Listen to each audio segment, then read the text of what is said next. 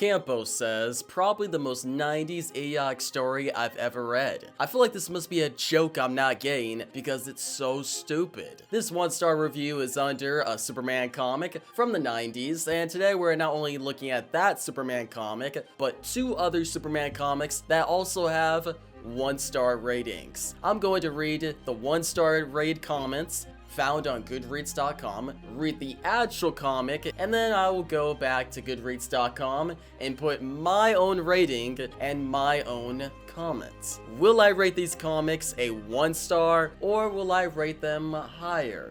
Possibly a 5-star? Let's find out. The first Superman comic we're checking out is Superman at Earth's End. It is an Elseworld comic that came out in 1995, almost 30 years ago. It is written by Tom Veitch, with art by Frank Gomez. Chillblain Christopher says, it is very possible that this is the most gloriously stupid comic book I have ever read, or will ever read. It is completely terrible, but in the best way imaginable. I hate it and love it in equal measure. This sounds like it should be a 3-star rating in my opinion. If you love and hate something in equal measure, then it's just middle of the road, right? Which is 3 stars. Impulse Ian says, literally everything in this book is the worst it could possibly be. From a gun-toting Superman, to the gang of children riding miniature motorbikes, to the aforementioned Hitler clones, to the fact that Batman's resurrected body appears for about 5 seconds before being written out. I really enjoyed Tom Veitch's Star Wars comics, so I find it baffling that he also wrote this utter garbage. You know, Ian, you spoiled the story a little bit for me, but your descriptions actually have me interested. Hitler clones? I'm excited to find out the explanation for that. Two-Faced Travis says, what a mess. My hopes weren't high as the Commandy miniseries this spun off of was also a dreary mess. But I thought older Superman going out to help rebuild a world post-World War III had potential. Interesting idea, bad story, and crazy uneven art. Well, Travis, you just informed me that I need to read a 6-issue Commandy miniseries before reading this? Comics and all their preludes, tie-ins, and reading orders. You gotta love it. Now, with those comments in mind, it's time to read Superman at Earth's End. Is this 90s comic as bad as these commenters are saying? Is Superman a gun-toting superhero? Are there Hitler clones? I'm really interested in that. And is this comic 90s stupidity at its finest? 1 hour later. Yes to all the above. Superman at Earth's End starts with Superman restrained, shouting, "You're not blowing up Gotham City." I was immediately confused, so I went and read Commandy at Earth's End, the 6-issue miniseries we're talking about, and oh my, that comic was terrible. But I will say Superman at Earth's End is an improvement over that. One, the artwork is definitely better, yet still really weird at times. The story, well, it's something alright. Basically, the story is set in a DC universe where 2 apocalyptic-like events happened. There are these androids that are trying to find out what caused the second apocalyptic event. They discover the big threat is in Gotham City, and before they blow it up, Superman, well, he goes down to deal with the problem himself. He's like, why blow up the city if, well, the man tomorrow can deal with the problem? We run into weird humanoid monsters, Hitler clones, a Batman monster, motorbike kids, and guns. A lot of guns. Christopher, you are right. Superman is a gun-toting superhero, and it does not fit his character at all. Like, nothing about this Superman is the Superman you would recognize. Honestly, Superman is so out of character in this. He uses a powerful expunger machine gun to kill every threat at the end of this book. But you know what? I actually kinda like it. Now, don't get me wrong, I like traditional Superman, but this story does not take itself seriously. Like, Superman literally walks by a case in Wayne Manor that says, "The gun that killed my parents." You tell me Batman stored the gun that killed his parents in a case called The Gun That Killed My Parents? Like, that's just ridiculous. Also, there's a lot of funny yet epic lines and moments in here, and that just made me think, you know what, this is not traditional Superman, it's an Elseworld after all, so I'll let it pass. Like, there's one moment where Superman is fighting an android, and he says, "You're an android." Then he punches the android and says, "I'm a man."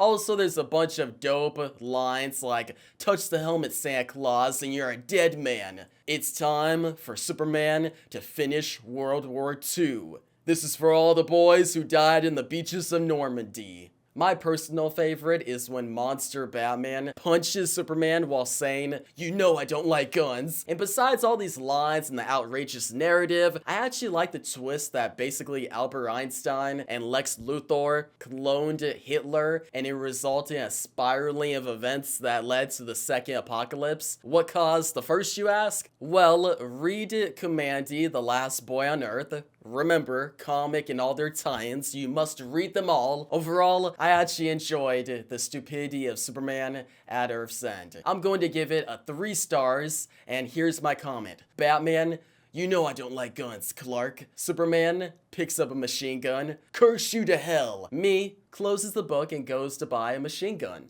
Great book. The next Superman comic we're checking out is another Elseworld comic titled Superman Distant Fires. It came out in 1998 and is written by Howard Chaykin with art by Jill Kane, Kevin Nolan, and Matt Hollingsworth. Green Lantern Jin says, "Yikes."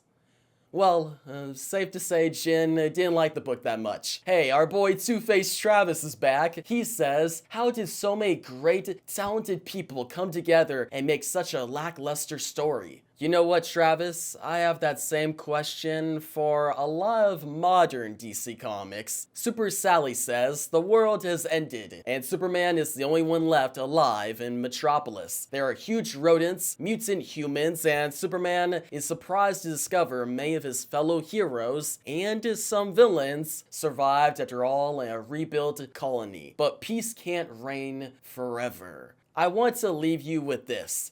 Superman uses a gun. What is it with Superman and guns in the 90s? Oh wait, Sally has more to say. Superman uses a gun. We're supposed to accept that because it's the end of the world and he has no powers. Bruce would be proud of how quickly he threw that out the window, I'm sure. Worst alternate universe ever. Run for your lives. Dang. Sally did not like this book. Also, the book definitely sounds like it has a few similarities to Superman at Earth's End, but my question, does Superman Distant Fires take itself seriously, or is it stupid fun like Superman at Earth's End? Let's find out. 2 hours later. Well, this book takes itself seriously, and that is its downfall. Most of the writing is pretty weak besides a few good lines, mainly the tagline, which is, "I'm it, the sole survivor of a Holocaust, for the second time in my life." I actually quite like that line that Superman says, and the artwork in this comic is really good. Really interesting. I personally like the aesthetic, but the story is really all over the place. See, set in a post-apocalyptic world, yep, one of those again. Superman runs into Wonder Woman. He falls in love very quickly with her. Shazam on the side is like, "Nah, Supes, that's my girl." Shazam, he gets jealous. He teams up with Metallo randomly and causes the whole world to explode. The book ends with Superman sending a child out to space as the last survivor of Earth. Who is this child? Well, it is Superman and Wonder Woman's son. What is his name? Bruce. Yup, Bruce. Bruce Kent. So basically, Batman is the son of Superman and Wonder Woman. Oh, also, the Joker is sane in this future. He ain't the Joker anymore. He's a mechanic? Bro, I don't know. This comic is just a bunch of Superman and Wonder Woman sleeping together with destruction and jealousy to top it all off. It's really forgettable, and I do not recommend it at all. Sally, you were right. Worst alternate universe ever. I'm going to give it a 1 star, and here is my comments. The Joker is a sane mechanic in this one. He can repair everything except this excuse for an Elseworld story. Bruce Kent will be happy he survived Earth's destruction. I'm just happy my brain survived reading this comic. The last book we're checking out is another Elseworld, but this one surprised me. See if you could guess the book by these comments that I'm about to read. Swamp Squirrel says, that was the dumbest thing I've ever read. ETA, I don't just hate this comic, but I hate everything about it. If there was a comic more diametrically opposed to everything I like in comics, this would be it. Wow. Diametrically? That's a big word. Oh, well, Squirrel, you really did not like this book. Oh, wait. There's a whole novel here. Basically, Squirrel thought the book had a lack of deep characterization, a lack of quality research, and the main thing that this commenter focused on is the heavy-handed writing. I'll keep a lookout for that, alright? Now, the next commenter, The Lost Dreamer of the Endless, says, what a waste of time. I read this comic book out of curiosity, as is one of the most popular Superman stories, and it has been a huge disappointment. What a waste of a spectacular idea. There are so many possibilities to play with that it's almost insulting how Miller always takes the most obvious choices every single time he has to make one. Mark Miller. A spectacular Elseworld idea about Superman. Have you guessed the comic yet? Well, if you haven't yet, this last comment will clue you in, for sure. Darkside Dragos Iosif says, nice premise ruined by bad writing and lack of vision. The whole book is just like the title points, a gimmick to provide a minor and unnecessary twist to major DC characters. This does not provide more insight into their personalities, nor does it provide some thought-provoking context. Even the action is as bland as it can be. The shortest way to summarize this book is Soviet Batman. Google it. This is exactly how Superman Red Son is. Does it seem witty / creative / whatnot? Good. Does it seem stupid and propagandistic? Better avoid it. Yep, Superman Red Son. That is the last book we're checking out, an Elseworld book that came out in 2003. Mark Miller wrote it with Dave Johnson, Andrew Robinson, Walden Wong, and Killian Plunkett on art. This is the story where Superman lands in the Soviet Union instead of America. He then becomes the leader of a Stalinistic Russia. I have read this Elseworld story before, and I've seen the movie. The movie is pretty decent, but it's been a while since I read the comic, so I guess it's time for a reread. 3 hours later. It's actually weaker than I remember. I still enjoyed reading it though. I've always liked Superman Red Son, at least the idea. I know Mark Miller's writing can be heavy-handed and unappealing to some readers, but the concepts in this story are good enough for me to overlook the writing problems, honestly. Also, seeing Soviet Superman go up against a clone of himself, Soviet Batman, Brainiac, Doomsday, Parasite, Atomic Skull, and most of all, Lex Luthor, this is all in this comic. And yeah, it's awesome. I actually like how this comic shows Soviet Superman and American Lex Luthor's rivalry. The comic focuses on the years 1993, 1978, and 2001, showcasing Superman slowly being out of the spotlight and Lex slowly gaining the spotlight. Lex literally becomes the president of the United States, and Superman has a character arc as he slowly changes his views over the course